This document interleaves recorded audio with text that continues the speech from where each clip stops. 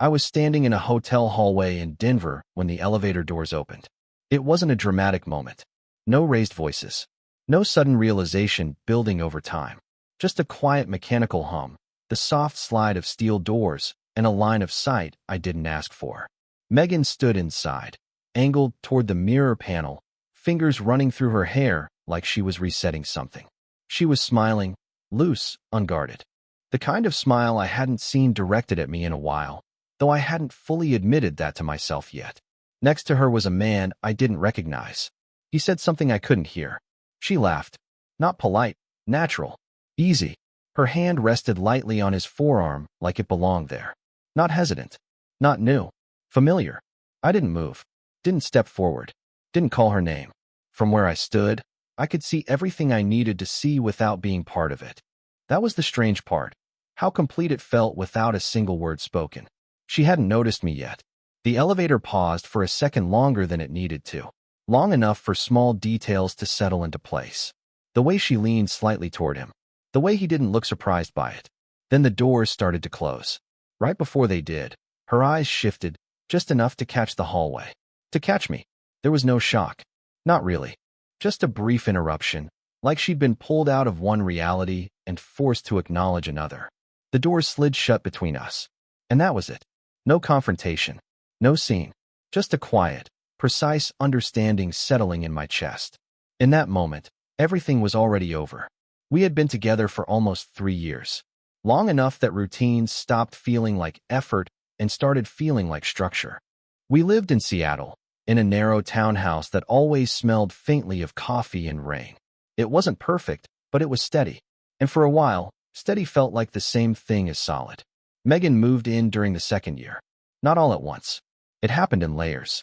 A drawer in the bathroom, then half the closet, then her coffee mug replacing one of mine in the cabinet like it had always belonged there. By the time her name was on the lease, it didn't feel like a change. It felt like confirmation. We talked about the future the way people do when they think they've already made the decision. Not in big speeches, but in small assumptions. Where we'd move next. Whether we'd stay in the city or find something quieter. She liked the idea of Colorado, said it felt cleaner. I told her I could work anywhere. That part was true. I trusted her. Not blindly, not in some careless way, but in the quiet, practical sense that comes from consistency. She showed up. She followed through. And when something didn't make sense, I filled in the gaps without questioning the pattern. That's how it started to shift. Not all at once. Nothing obvious enough to point to. Her replies got slower.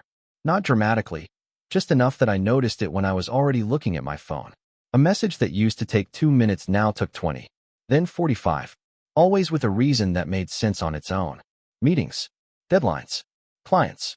Her phone started staying face down on the table. At night, it moved from the nightstand to under her pillow. I noticed it once, maybe twice, then stopped reacting to it. I told myself it didn't mean anything. People change small habits all the time. The work trips came next. At first, they sounded legitimate. Short notice, but not unusual.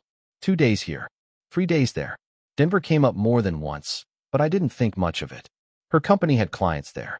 I'd heard the names before. She'd pack quickly. Efficient. No overthinking. I'd drive her to the airport when I could, or she'd take a car if I was tied up at work. We'd text while she was gone, but it felt thinner, like the conversation had lost weight somewhere along the way. Still, I explained it. Travel is exhausting. Time zones. Long days. I remember one night specifically. I was sitting on the couch, laptop open, not really working. She was in Denver that time. Said she had back-to-back meetings. I sent her a message, nothing important. Just checking in. It showed delivered. Then nothing. An hour passed. Then 2. I got up, made something to eat, came back, and the message was still sitting there untouched. When she finally replied, it was short. Apologetic. Said she'd just wrapped up and was heading to bed. I read it twice, then locked my phone and set it down. There was a feeling there. Not sharp. Not urgent. Just something slightly out of alignment. And instead of following it, I adjusted around it. That's the part that's easy to miss when you look back. It wasn't that the signs weren't there. It's that I kept choosing the version of them that made everything still work. The shift didn't come from anything she did. It came from a conversation I almost didn't take seriously. A friend of mine, Mark, noticed something before I was willing to name it. We were sitting outside a job site, eating takeout off the tailgate. Nothing heavy, just end-of-day noise, talking about work, schedules, the usual. He asked about Megan in a casual way. I gave him the same answers I'd been giving myself. Busy, travel picking up, good for her career. He listened, nodded, then asked one question that didn't fit the tone of the conversation. You sure everything lines up? I shrugged it off at first. Told him yeah, of course it did. There wasn't anything concrete to point at. Just small things. Timing. Gaps. Nothing you could build an argument on. Mark didn't push. He just nodded again and said, all right, like he'd heard enough. But the question stayed. Not loud. Not urgent. Just there. That night, I sat in the living room longer than usual. No TV, no music. Just quiet. I went over the last few months in a way I hadn't before. Not emotionally. Not trying to explain it. Just looking at it like a sequence. Dates. Trips. Messages. Patterns. And for the first time, I stopped filling in the gaps for her. I let them stay empty. That's when the inconsistencies stopped being small. They didn't grow. They clarified. The next morning, she left early. Said she had a call before work. Kissed me on the cheek. Quick. Already halfway out the door before the moment finished. I waited until I heard her car pull away. Then I picked up her laptop. No hesitation. No second guessing. Just a quiet, deliberate decision. I wasn't looking for anything specific. Just confirmation. One way or the other. Her messages were still open. Work threads. Client emails. Normal at a glance. But when you stop assuming everything is fine, you start reading differently. You slow down. You notice tone, timing, what's said, and what isn't. That's when I saw the name. Ethan. It wasn't saved in any obvious way. Just a first name, sitting in between legitimate conversations. No context attached to it that would stand out if you weren't paying attention. But I was. I opened the thread. The messages weren't long. That was the first thing I noticed. Short, controlled, like both sides understood not to leave anything unnecessary behind. Timing mattered more than content. Late at night, early mornings, gaps during the day. There were references that didn't need explanation if you already knew what they meant. Same place as last time. Let me know when you land. Don't text when you're home. I didn't scroll fast. I read each line once. Then again. If you've made it this far, this story clearly caught your attention. If you're enjoying it, drop a like on the video. It helps me see what kind of stories you want more of next. Let's keep going. No spike in emotion. No rush of anger. Just alignment. Everything that hadn't made sense before started fitting into place without resistance. The trips. The delays. The distance. It wasn't complicated. It was consistent. I closed the laptop and set it back exactly where I found it. Then I sat there for a minute, hands resting on my knees, just letting the weight of it settle into something usable. The doubt was gone, not replaced with anger, replaced with clarity. And once that happened, there was nothing left to figure out. I didn't react right away. No message, no call, no confrontation built on adrenaline. I just sat there for a few minutes, letting the information settle into something stable. Not trying to process how I felt about it, just accepting what it was. There's a difference between hearing something and understanding it. That morning, I understood it. I got up, made coffee like I always did, and went through the rest of my routine without changing anything. Same pace, same movements. If there was a shift, it wasn't visible from the outside. That part mattered. By the time she got back later that evening, I had already made a decision.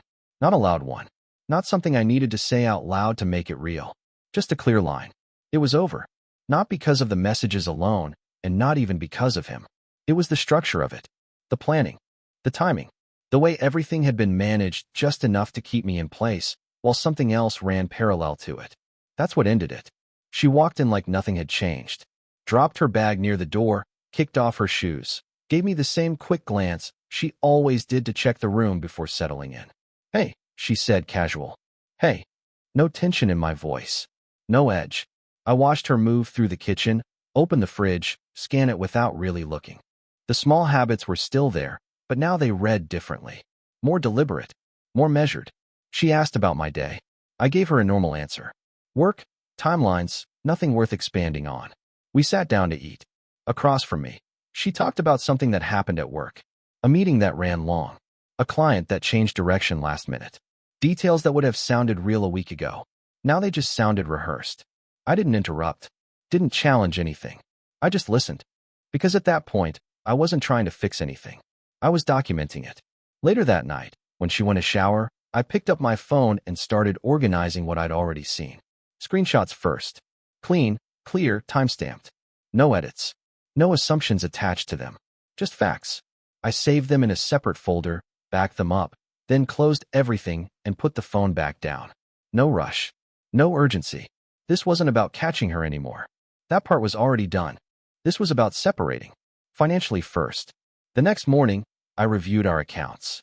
Joint expenses. Shared subscriptions. Rent. Utilities. I didn't move anything yet. I just mapped it out. What needed to be closed. What needed to be transferred. What needed to stay untouched for now. Every decision stayed quiet. That was the rule I set for myself early. No noise until everything was in place. Over the next few days, I kept the same routine. Same conversations. Same tone. She didn't notice anything different. And that told me more than anything else. Because if she couldn't tell the difference between who I was before and who I was now, then she hadn't been paying attention for a long time. By the end of the week, I had everything I needed. Proof saved. Accounts outlined. Next steps clear. There was no anger left to act on. Just a process to follow. And once I started that process, I didn't stop. Once I stopped reacting, everything became easier to see. Not because she changed anything, but because I did. I wasn't listening to what she said anymore. I was watching how she said it. Timing, tone, the way she filled space when there was nothing real to offer. It turned into a pattern faster than I expected. Her voice shifted depending on the subject. When she talked about work, it was structured, clean, like she had already rehearsed it once in her head before saying it out loud. But when I asked something slightly off-script, something simple, like who she was with or how long something took, there was always a fraction of a pause. Small, but consistent. She got better at avoiding details. Instead of specifics, she used general terms. A few people. The usual group. Nothing interesting. It sounded natural if you didn't look too closely. But once you noticed it, it repeated everywhere. I stopped interrupting those moments. I let her finish. Because the more space she had, the more she revealed without realizing it. Her schedule tightened in ways that didn't match her explanations. Trips that overlapped with days she said she'd be local. Calls that happened at times she claimed to be unavailable. I started writing it down. Not obsessively. Just enough to keep it accurate. Dates. Times. What she said. What actually happened. I didn't confront anything. That wasn't the goal. The goal was consistency, on my end. One night, she came home later than usual. Not dramatically late, just outside her normal window. She walked in already mid-sentence, like she was continuing a conversation I hadn't heard. Sorry, it ran longer than expected, she said, setting her bag down without looking at me. I nodded, kept my tone neutral. That happens. She moved around the kitchen, opening drawers, closing them again without taking anything out. Restless. Slightly off balance. Then she stopped and looked at me. Everything okay? It was the first time she asked that in a while. Not because she sensed something specific. Because something didn't feel the same to her. Yeah, I said. Why wouldn't it be? She held my gaze for a second longer than usual, like she was trying to measure something she couldn't define. Then she nodded and turned away. That moment stayed with me. Not because of what she asked, but because of what she didn't. She didn't ask if I was upset. Didn't ask if something was wrong between us. Just a general check, like she was maintaining the surface. That told me everything I needed to know about where her attention actually was. From that point on, I paid attention to smaller things. How often she checked her phone when she thought I wasn't looking. How quickly she turned it away when I entered the room. How her posture changed when she was texting, slightly angled, shoulders closed off, like she was protecting the screen without making it obvious. It wasn't random. It was controlled. Even the way she said my name changed. Less direct. Less present. Like she was speaking to me while already thinking about something else. I didn't try to fix any of it. Didn't adjust my behavior to match hers. I stayed consistent. Calm. Available. Unchanged on the surface. Because the clearer I stayed, the more obvious her shifts became. And over time, those shifts stopped feeling personal. They became data. Repeatable. Predictable. By the end of that week, there was no uncertainty left. Not about what she was doing. Not about who she was doing it with. And not about where I stood in all of it. I wasn't part of her life anymore. I was just someone she hadn't told yet.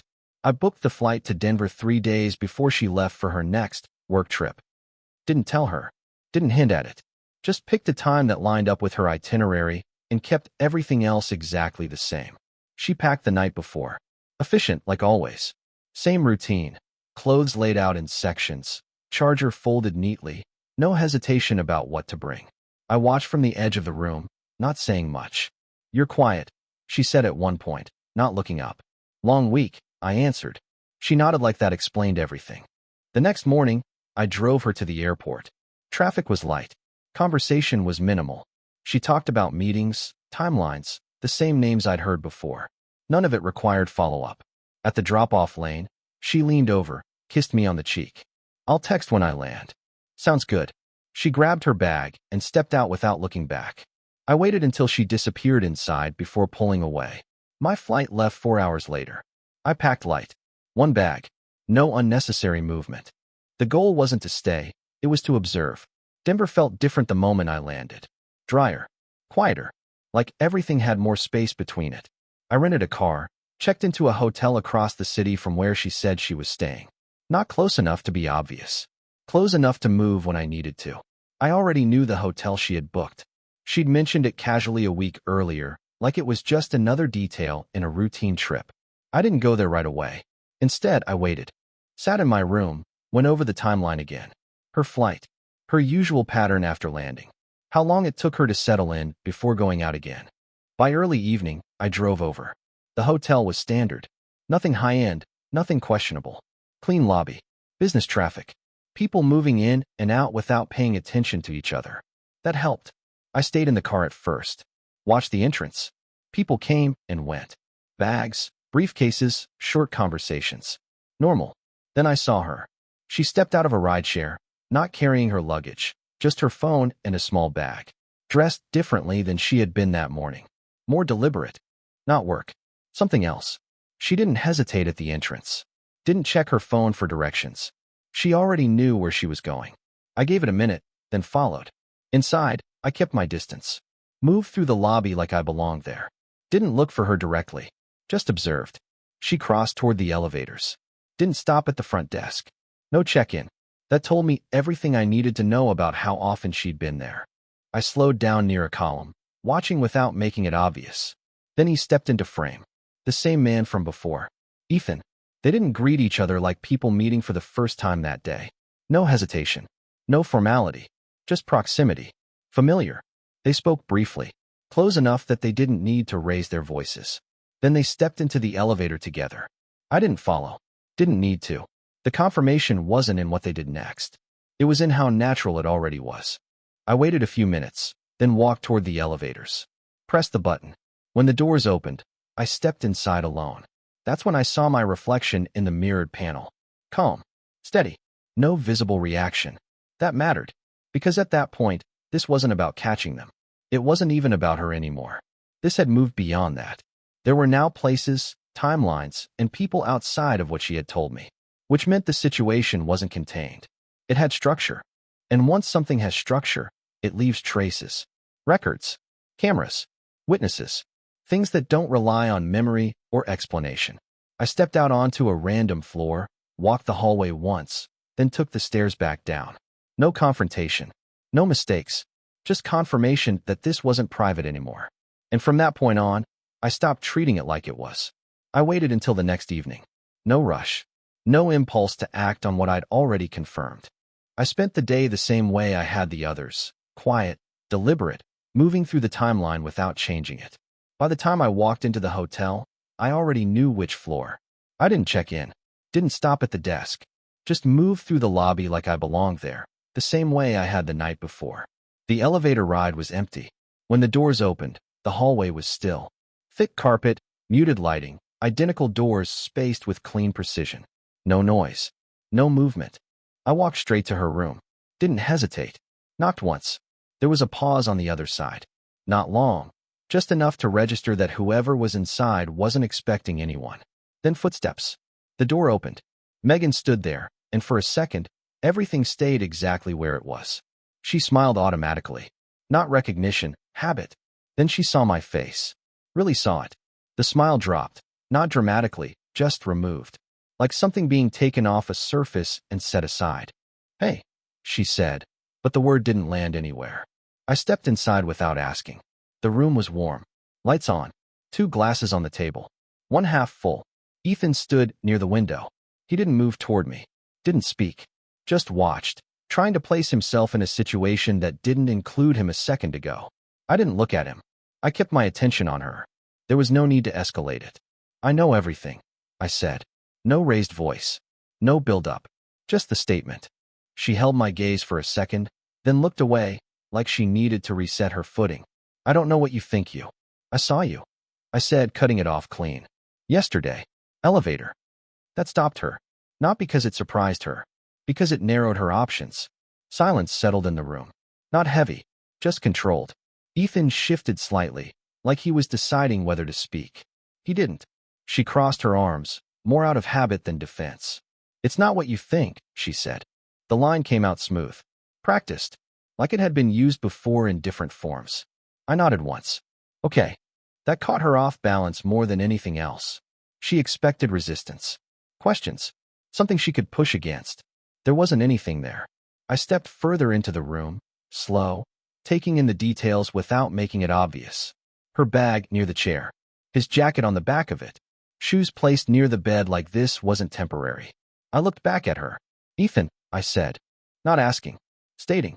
Her eyes flicked up, just for a second. "That's his name, right?" She didn't answer. Didn't deny it either. "I went through your messages," I added.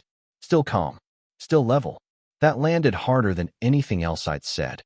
Because it wasn't something she could reframe. There was no version of that where she controlled the narrative. Ethan exhaled quietly behind me. I could hear it, but I didn't turn around. This wasn't his conversation. She shook her head slightly, like she was trying to reset again. "You shouldn't have done that." Not an apology. Not even close. Just a shift in direction. I held her gaze. "You're right," I said. "I shouldn't have had to."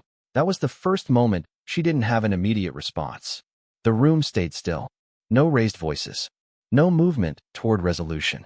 Just 3 people standing in a space that had already changed shape. And for me, there was nothing left to say. I didn't stay long after that. There wasn't anything left in the room that needed my attention. No explanation I was waiting for. No version of events that would change what was already clear. I turned toward the door. "Megan," I said, not raising my voice. "I'm leaving." That was it.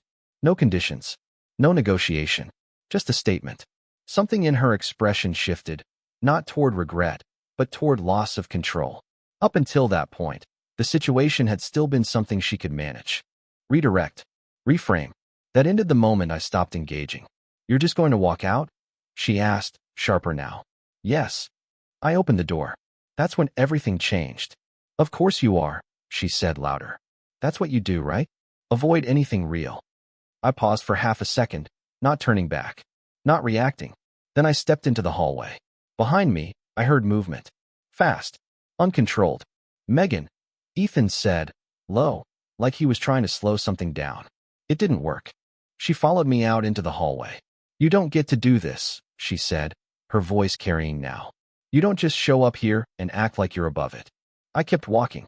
Not fast. Not slow. Just steady. "That's it," she continued. "No questions? No conversation? You think that makes you better than me?" I pressed the elevator button. The hallway stayed quiet except for her voice. When I didn't respond, something in her snapped.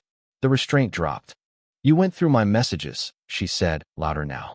"You invaded my privacy, and now you're acting like I'm the problem?" The elevator hadn't arrived yet. I stood there, hands at my sides, not turning around. "You don't get to walk away clean from this," she said. I glanced at her then. Brief. Controlled. "I'm not trying to." That didn't land the way she expected. Her expression tightened. "You think you can just leave and pretend none of this affects you?" The elevator doors opened. I stepped inside. She moved forward quickly, reaching out, not to stop me from leaving, but to pull me back into the situation. Her hand hit my arm harder than necessary. My phone slipped from my hand and hit the floor. The sound echoed in the elevator. For a second, everything froze. Then she picked it up before I could react. "You don't just get to walk away," she said again. But now there was something unstable in it. I reached for the phone. "Give it back." Instead, she threw it. Hard. It hit the wall inside the elevator and dropped, screen shattered. The doors were still open. Ethan had stepped into the hallway, watching, not intervening.